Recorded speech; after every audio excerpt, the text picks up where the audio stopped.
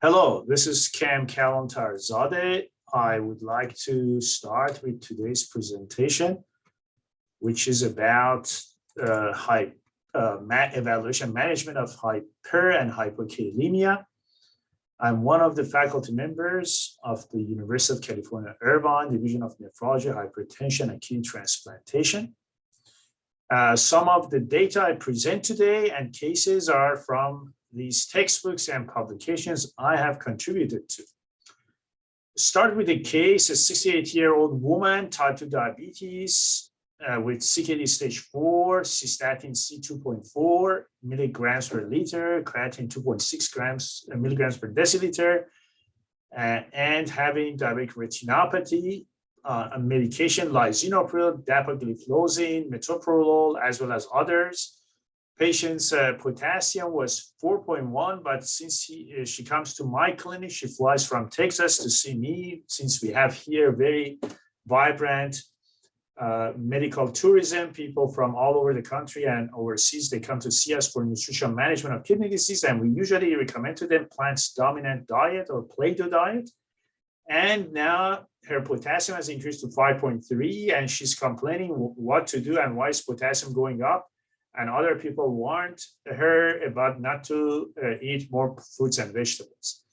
So starting here, potassium is the element number 19 with an atomic mass of 39.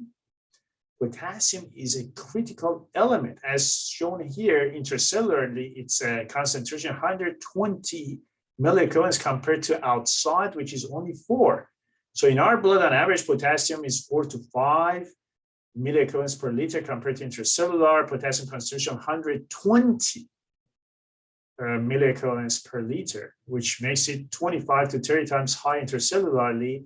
And this gradient is maintained by NAK ATPase and is the most critical reason for maintaining membrane potential. That means life. The definition of life is having this potassium gradient.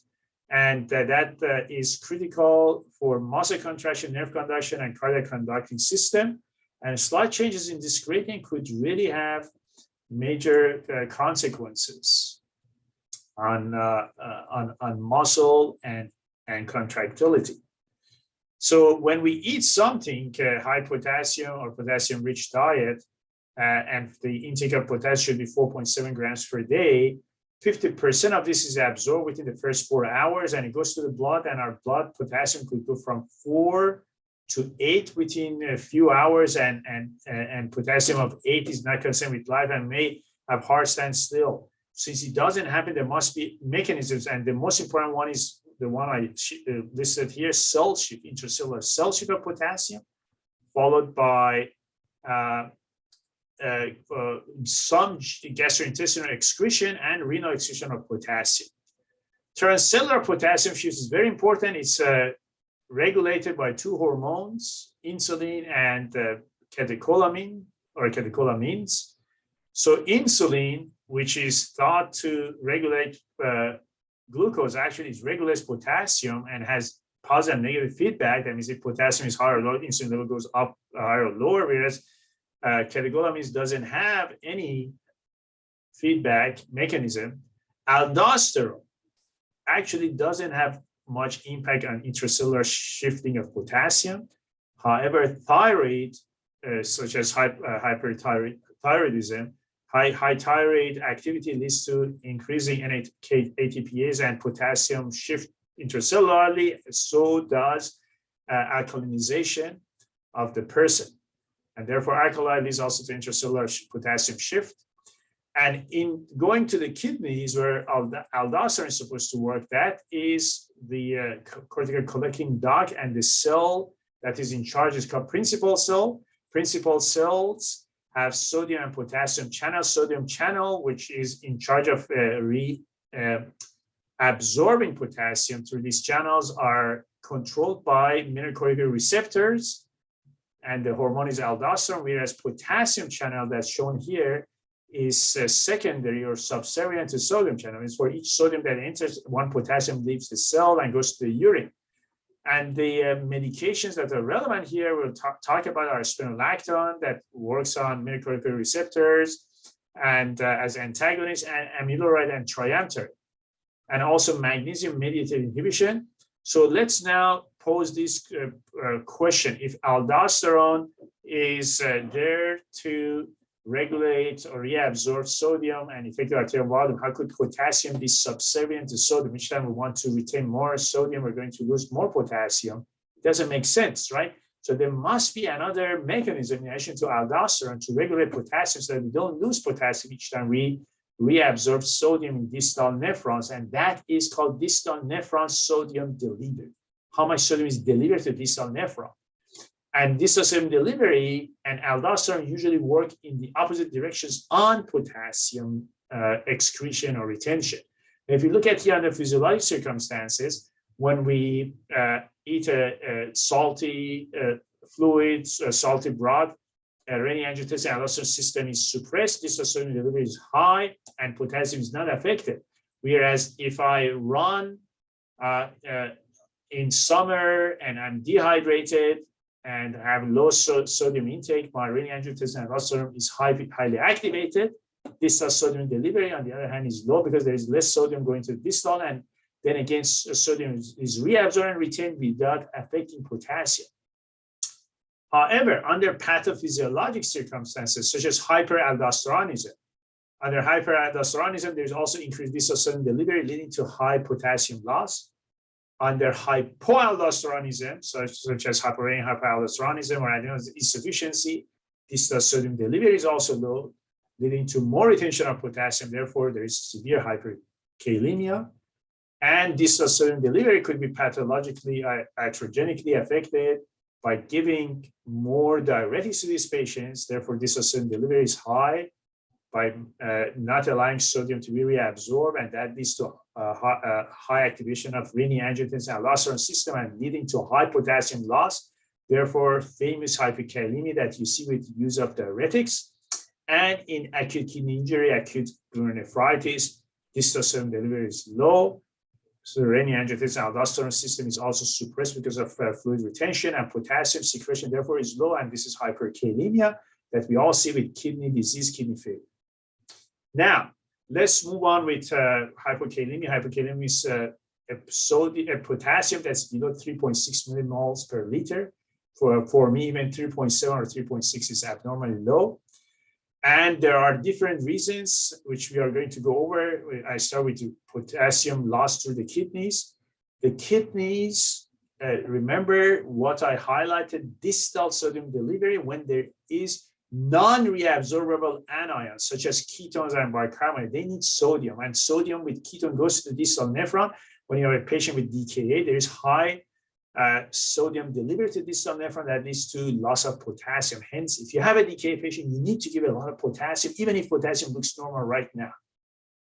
And similarly, if you have high bicarbonate in the urine, for example, a patient who is vomiting, has gastric outlet obstruction, has gum consumption, these patients also need a lot of potassium because they're going to have high bicarbonate in the urine, in the distal nephron, which brings sodium and leads to potassium loss. Polyuria in polyuric phase of recovery of AKI leads to a lot of potassium loss. Now, distal sodium delivery could also increase because of me giving furosemide and bumetanide to these patients, torsemide, or to give thiazide diuretics to these patients. Both all these types of loop and distal diuretics leads to high sodium delivery to distal nephron, into high potassium loss. That's the famous hyperkalemia of loop and thiazide diuretics. And then there is also there are two genetic disorders that are very similar to loop and thiazide diuretics. It's a Bartter and Gittleman syndrome. If you understood distal sodium delivery issues of loop diuretics and thiazide diuretics, now you understand easily Bartter syndrome, which is similar to loop diuretics, and Gittleman syndrome is similar to prescribing and giving thiazide diuretics.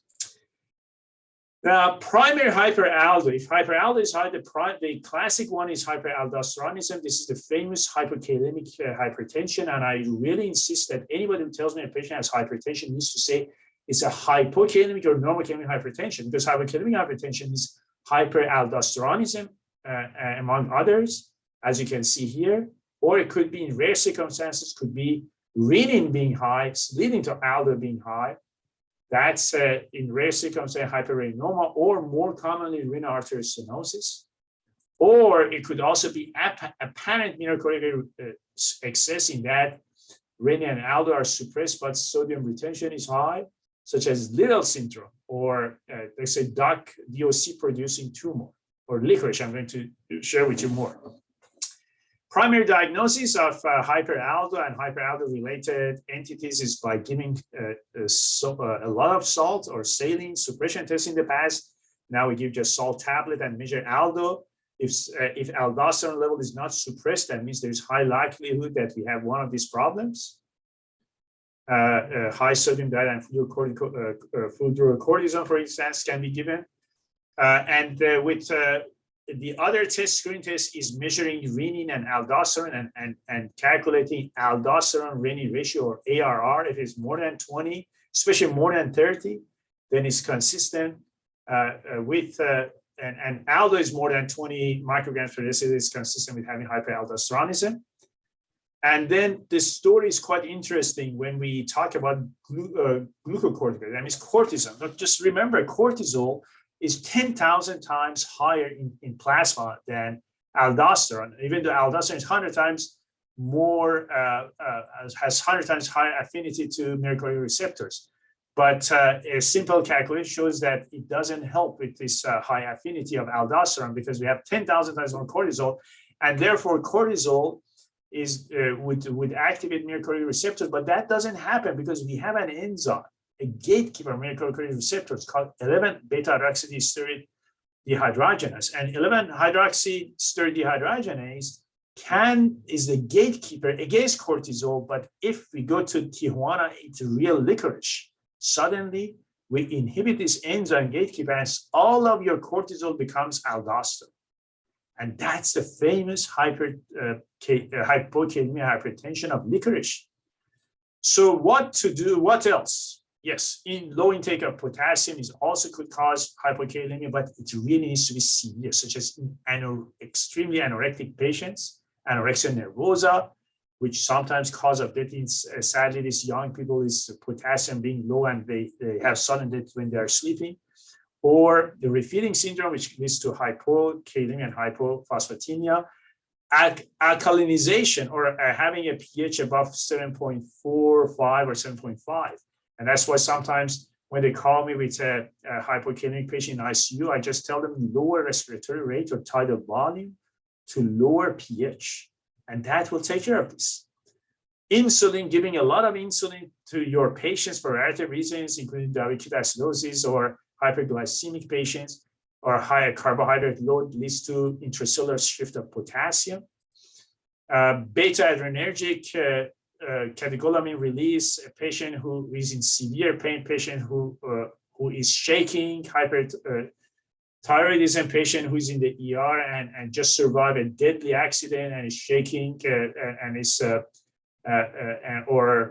other domestic violence. All these patients, when they call me from the ER, that potassium is 2.9, I just tell them to give tranquilizer to these patients, and that's all we need to do. Instead of giving albuterol, which could actually lead to worsening hypokalemia in these cases. The patient also have asthma. Now, hypokalemic period paralysis, these are patients with a touch of hyperthyroidism. If you remember, thyroid also shifts potassium intracellular. And imagine on top of that, you also eat a lot of carbohydrates, a lot of rice, and that shifts potassium intracellularly. And then suddenly the patient cannot walk, cannot stand up. And then does diarrhea cause hypokalemia? Yes, diarrhea means you are losing directly potassium, the lower GI tract, but upper GI tract loss, such as vomiting. Remember what I said, that vomiting leads to high bicarbonate, vomiting leads to loss of chloride, and high bicarbonate is left behind and goes all the way to distal sodium delivery, and bicarbonate goes with sodium, and that leads to hypokalemia, means loss of potassium through the kidneys. Well, that's people cannot explain why I'm vomiting, but people say that I'm losing potassium through my kidneys. Hypomagnesemia is another reason for hypokalemia not being corrected. And I've just put here a few statements that decreasing intracellular magnesium caused by magnesium deficiency leads to inhibition of potassium channel and increases potassium secretion. Just remember, so therefore, correct magnesium if you want to correct potassium hyperkalemia. What are the signs and symptoms? Muscular weakness, fatigue, muscle cramps, and EKG changes. What EKG changes do we see? In more severe form of hyperkalemia, we see U wave that does not exist otherwise under normal circumstances. What's the treatment of hypokalemia? Give potassium, and KCl is more effective than K-citrate and K-phos. IV KCl is very effective, but it has to be given 10 to 40 milligrams per hour, 10 per hour or up to 40 or 4 hours. And in the long term, give potassium-rich diets. Fortunately, everything that's healthy has a lot of potassium: avocado, peaches, banana, everything. And then if you would like to counteract medications such as diuretics, give amiloride, triamterene. I sometimes give a touch of amiloride to my patients, or if there are reasons to give spironolactone, I should take care of this. Medications that could be taken advantage of, ACE inhibitors, ARBs, beta blockers. So they lead to hyperkalemia. Therefore, that side effect could be used for treatment of hypokalemia. So now we are going to spend 10 minutes on hyperkalemia. It's very easy. It's the opposite of hyperkalemia. Everything that I said, the opposite of that could explain why hyperkalemia happens when potassium is above 5.3, usually 5.5 milligrams per liter. There is a pseudo hyperkalemia. I would like us to be aware of that when we have a patient who has a lot of red blood cells, hemolysis, blood is not taken correctly. But remember, I can't use that excuse that, hey, this hyperkalemia is hemolysis. I really need to make sure that EKG is checked. Tissue breakdown, if I have RBC transfusions, when the older is packed RBC, the higher is likely that there's a lot of potassium in the packed RBC. And exercise could cause also a breakdown of tissue leading to hyperkalemia, let's say after jogging. When there is a deficiency of insulin beta-adrenergic blockades, that's explained why giving propranolol or even any beta-selective blockade could cause, in higher doses, could cause hyperkalemia. Hyperosmolality is called solvent drag. And there is also an entity called hyperkalemia paralysis that leads to hyperkalemia, and both hyper and hyperkalemia leads to muscle paralysis. Now, what about kidney retention of potassium?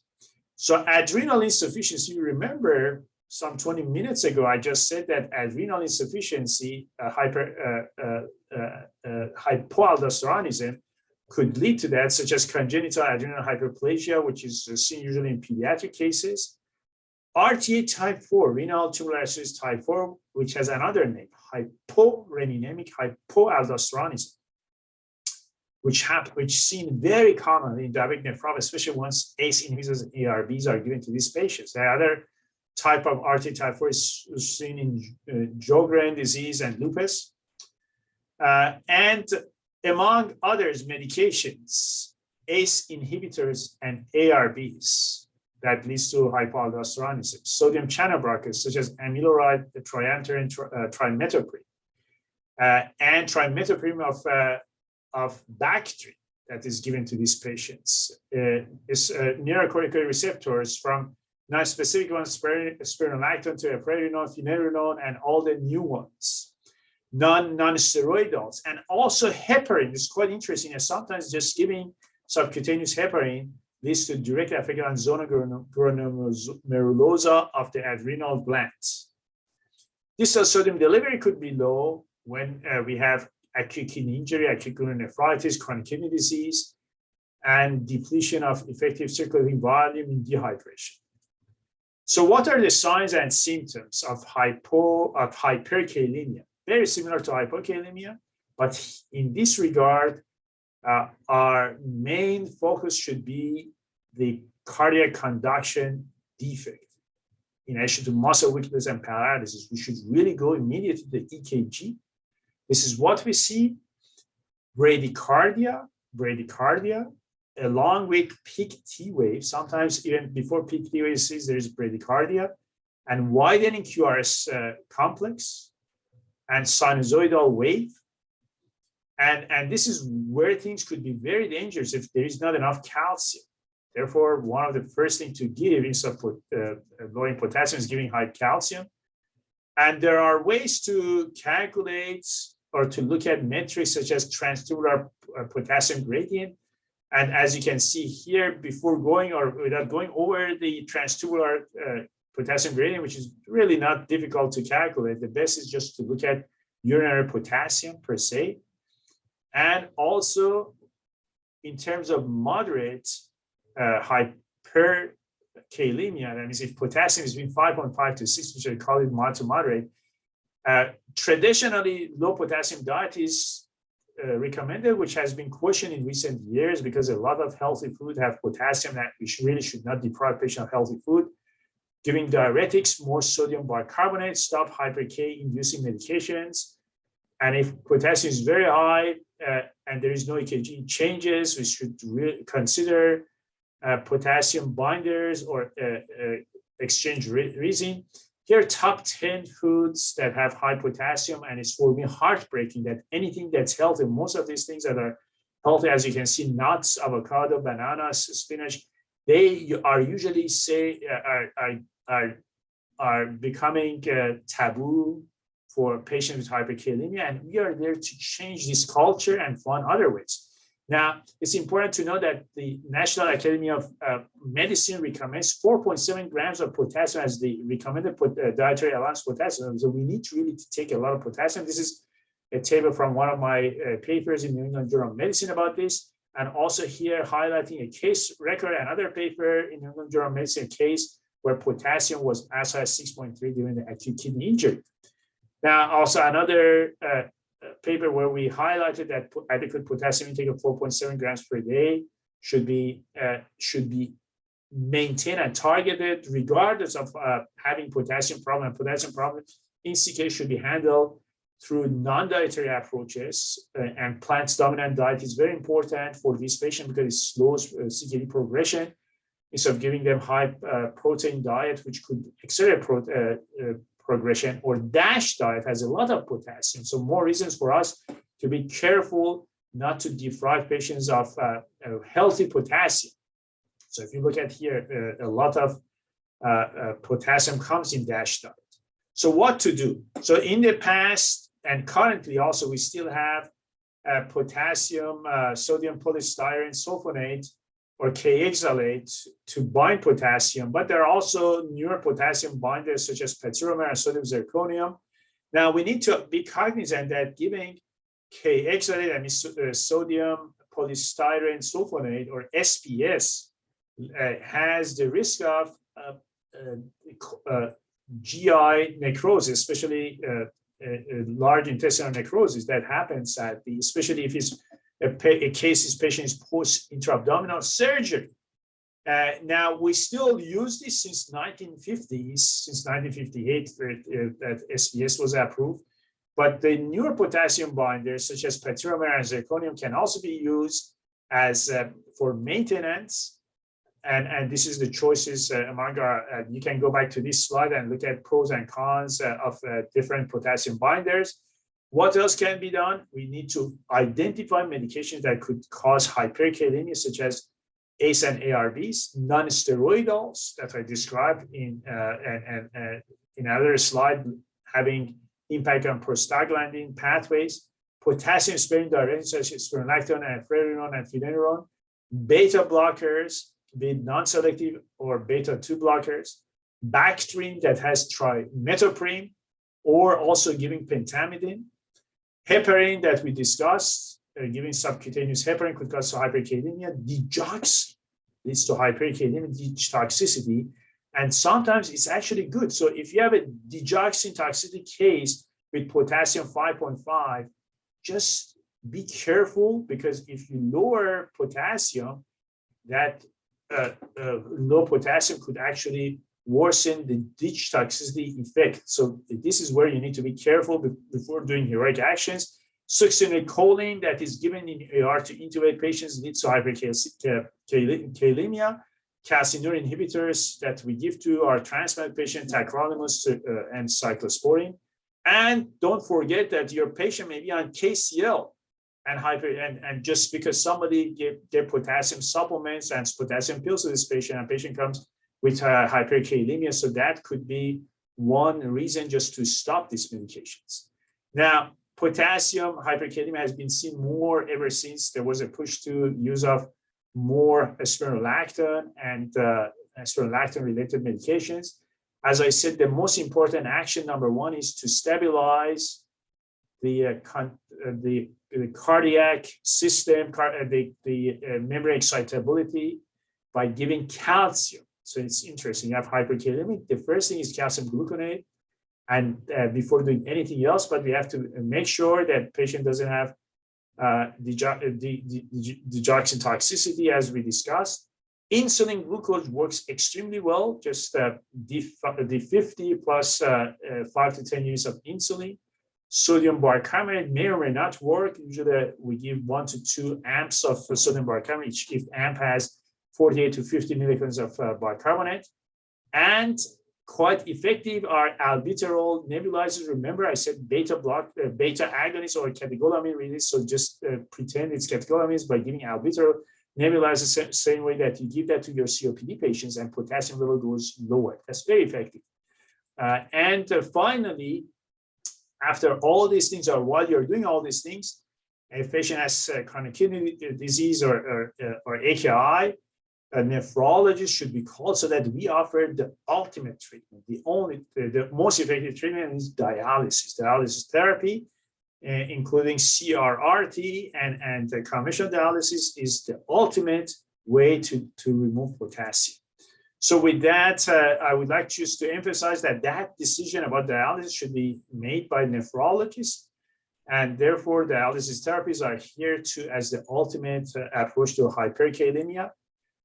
Potassium fluctuations during dialysis could be a reason why sometimes cardiac events or deaths happen, so we need to be careful. And in summary, I'm going to go over everything that I said. Potassium cell shift is the most immediate mechanism in potassium homeostasis. Renal potassium regulation is under not only aldosterone or mineralocorticoids, including aldosterone, but also distal sodium delivery that today you learn is as important as mineralocorticoids.